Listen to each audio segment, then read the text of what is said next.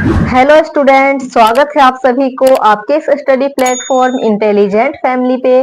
तो आज हम लोग 10th क्लास के मैथ का एक्सरसाइज 1.1 का तीसरा क्वेश्चन सोल्व करने वाले हैं। तो आइए देखते हैं कि तीसरा क्वेश्चन में हमारा क्या कहा गया है।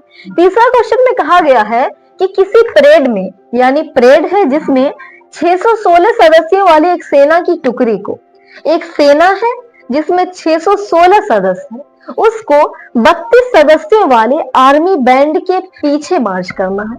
यानी एक तो सेना है जिसमें 616 सदस्य है और एक आर्मी बैंड है जिसमें 32 सदस्य है। तो आर्मी बैंड के पीछे हम सेना को मार्च करवाएंगे, सेना को घुमाएंगे। आर्मी बैंड मेरा इस तरह से, मान लीजिए मेरा आर्मी बैंड है, ये मेरा आगे खड़ा रहेगा और इसके पीछे मेरा सेना खड़ा रहेगा। आर्मी बैंड के पीछे सेना को मार्च करना है इस तरह से।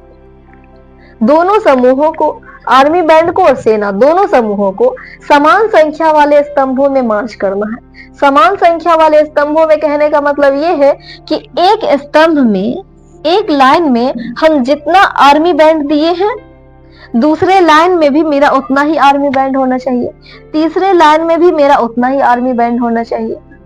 एक लाइन में, एक लाइन को हम जितना सेना दिए हैं, दूसरे लाइन को भी हम उतना ही सेना देंगे, तीसरी लाइन को भी हम उतना ही सेना देंगे। यही बोला है कि दोनों समूहों को, आर्मी बैंड को और सेना को, दोनों समूहों को समान संख्या वाले स्तंभों में मार्च करना है। उन स्तंभों की अधिकतम संख्या क्या है जिसमें वे मार्च कर सकते हैं? उन लाइनों की अधिकतम संख्या क्या है जिसमें आर्मी बैंड और सेना दोनों अच्छे से मार्च कर सके, यानी बराबर बराबर संख्या में। प्रत्येक लाइन को बराबर बराबर आर्मी बैंड देंगे और प्रत्येक लाइन को बराबर बराबर सेना देंगे।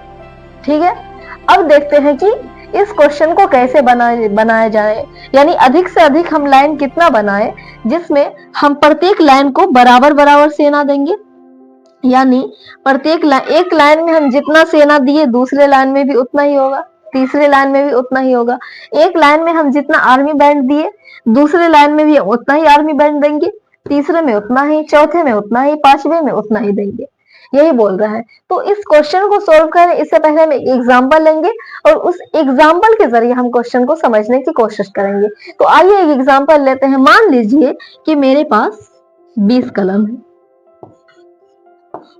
20 कलम है, इसको हमें बांटना है।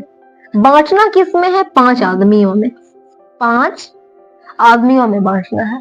तो हमसे पूछा जाएगा कि क्या हम 20 कलम को 5 आदमियों में बराबर बराबर बांट सकते हैं? हाँ, बांट सकते हैं। प्रत्येक आदमी को 4-4 कलम दे देंगे, हो तो गया बराबर बराबर। अब बांट दिए और हम देखते हैं कि क्या हम 7 आदमियों में 20 कलम को बराबर बराबर बांट सकते हैं, यानी प्रत्येक आदमी को बराबर बराबर कलम दिए। नहीं बांट सकते।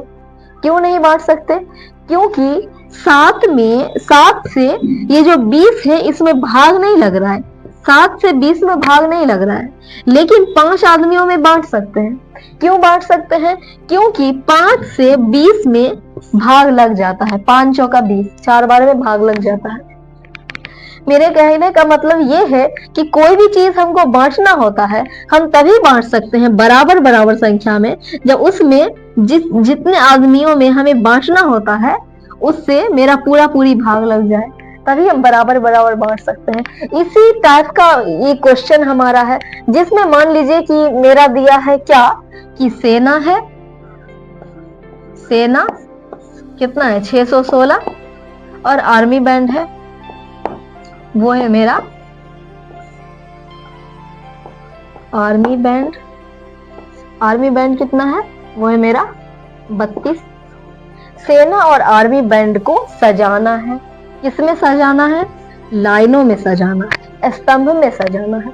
तो जिस तरह हमने यहाँ सोचा, माना था कि कलम को बांटना था आदमियों में, उसी तरह मान लीजिए कि हमको सेना को बांटना है। सेना को किस में बांटेंगे? लाइनों में बांटेंगे। सेना को हम स्तंभ में बांटेंगे कि कितने स्तंभ को हम बराबर बराबर सेना दे सके। और हमें आर्मी बैंड भी बांटना है।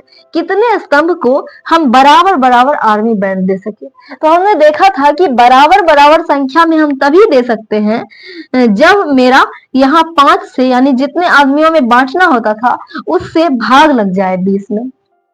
यानी हम 5 आदमियों में बांट रहे हैं 20 कलम को, तो 5 से इसमें भाग लग जाना चाहिए।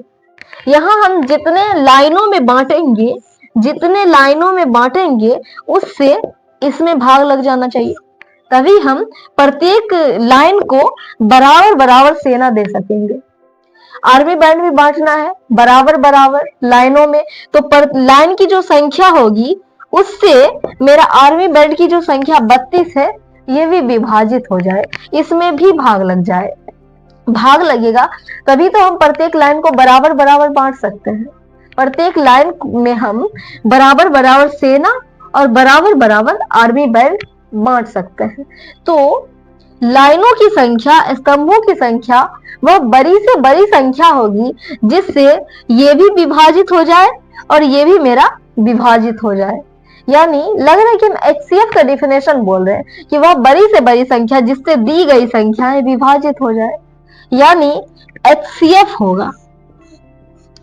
यानी ये जो लाइनों की संख्या होगी वो इसका और इसका जो HCF होगा वही ये लाइनों की संख्या उतनी ही होगी, लाइनों की संख्या उतनी ही होगी जितना इसका और इसका HCF होगा। तो इसका और इसका HCF देखते हैं कि क्या होता है। चलिए कि हम इसको मिटा के ऊपर लिख देते हैं। चलिए हम 616 और 32 का HCF निकालते हैं। तो यूक्लिड विभाजन प्रमेयिका का प्रयोग करते हुए HCF निकालना हम सीख चुके हैं, उसी तरह हम यहाँ HCF निकालते हैं। HCF किस तरह निकालते हैं? जो बड़ा है उसको बीच में और जो छोटा संख्या है उससे हम भाग देते हैं।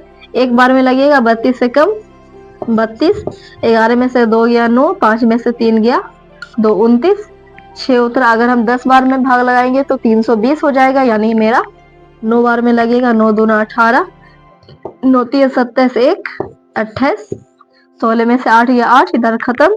अब शेष मेरा 0 नहीं बचा तो क्या करेंगे? शेष से भाजक में हम भाग लगाएंगे। 8 चौका 32। अब मेरा शेष 0 बच गया और लास्ट वाला जो भाजक होगा वही मेरा हो जाएगा इसका और इसका HCF।